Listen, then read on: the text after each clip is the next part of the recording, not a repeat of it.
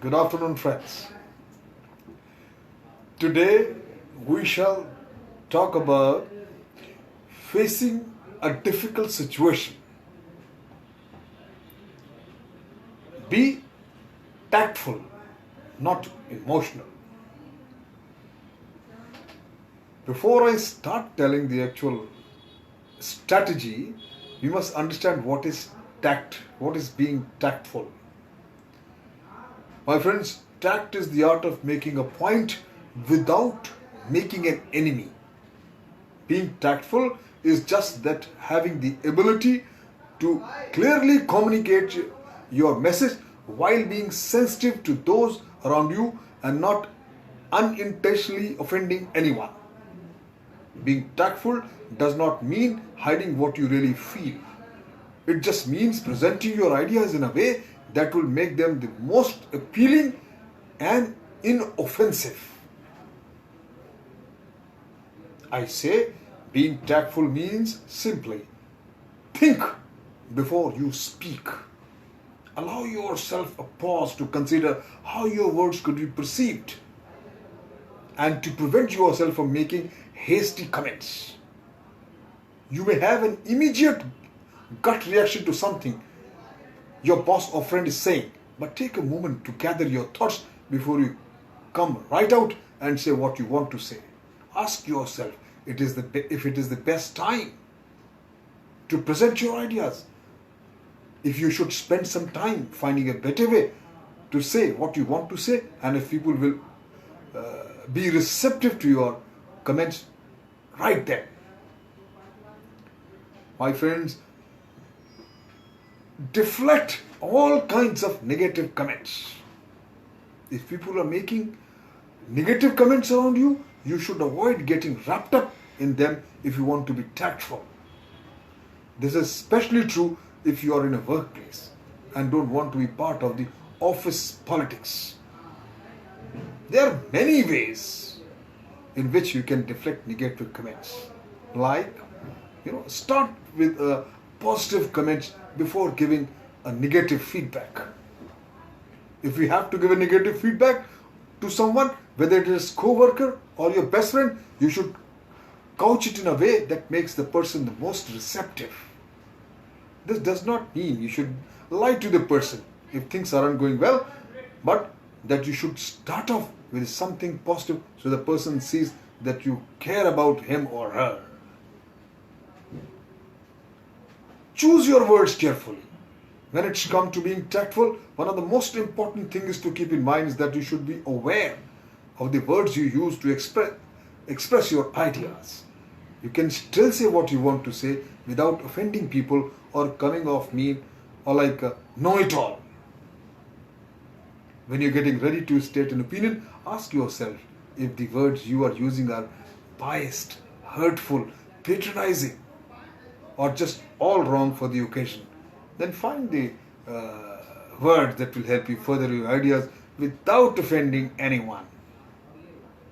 Choose your timings carefully.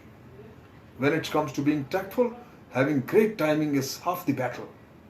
You may have something perfectly nice to say which can ruin a social situation if you say it at the wrong time. It can lead to hurt feelings without any meaning to do any harm.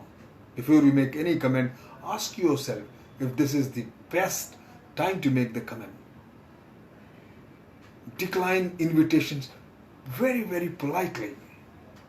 If someone asks you to do something, you should find a way to politely decline. Or even your gut is screaming. Don't reveal too much, my friends, your personal information to people you don't know very well. Another thing that people would lack tact tend to do is to go around announcing their business to every person on the street.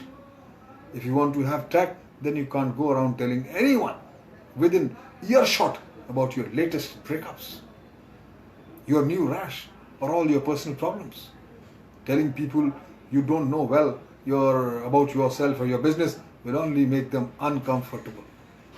My friends, make sure your body language reflects your mind, reflects your words. It's great if your words are sending a friendly or a polite message. But if your body is telling people something different, then quickly they'll get a different picture, absolutely different picture.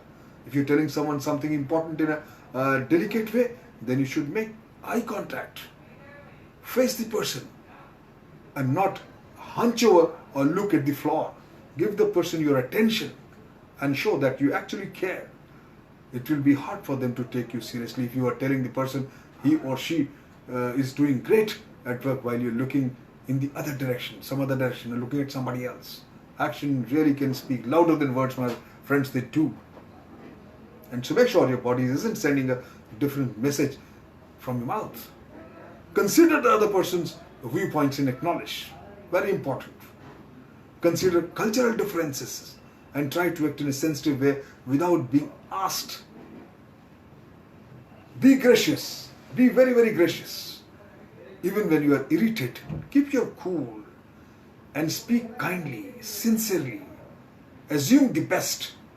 Though you may be dying to tell your friend what you really think of her behavior, or you really want to tell your co-worker for running a project, you should hold your tongue and be as kind as possible until you find a time to state your true meaning. Have empathy for others. Look around you before you make a comment and see how the other people they will receive it. It is important to know where people are coming from before you blurt out your political, religious or other personal opinions. Be an active listener. I've been repeatedly telling in all my talks, being an active listener is a crucial component of being tactful. There is a difference between what someone is saying to you and what that person is really thinking. So you should really look and hear the person out to get the real message. Be respectful. Being respectful goes hand in hand being tactful. If you want to have true fact, then you have to treat other people with respect. That means letting them finish talking instead of interrupting them, giving them your full attention when they are trying to tell you something, and asking people how they are doing before jumping into deliver some bad news. Treat, my friends, each and every individual with care and kindness. And understand that it's important to make people feel that they are treated fairly, even if that may not be your favorite people on the planet. Being respectful, my friend, is a matter of common decency. Don't curse in front of your elders. Don't use lewd language in front of people you don't know well. Don't admonish anybody in front of others. This will come off as very tasteless and therefore lacking tact. Simple strategies I talk about, simple techniques to overcome these prickly situations that usually trouble you at work.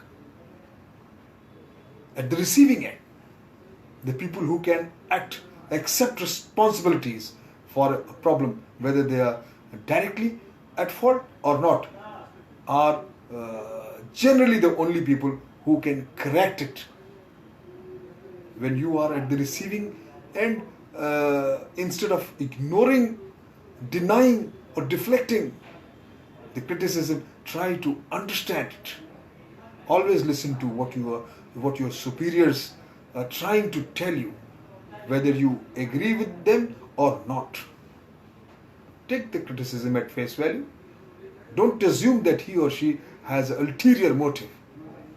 Use your mind to help articulate the situations, not make it worse. Don't react or respond to the criticism hastily. Instead, simply convey that you have received and noted the message. Later, away from the heat, reflect on what was said. If justifies, act upon it. If not, put it in the effort to come up with a reply with facts supported by reasons and logics. My friends, use positive tactics. If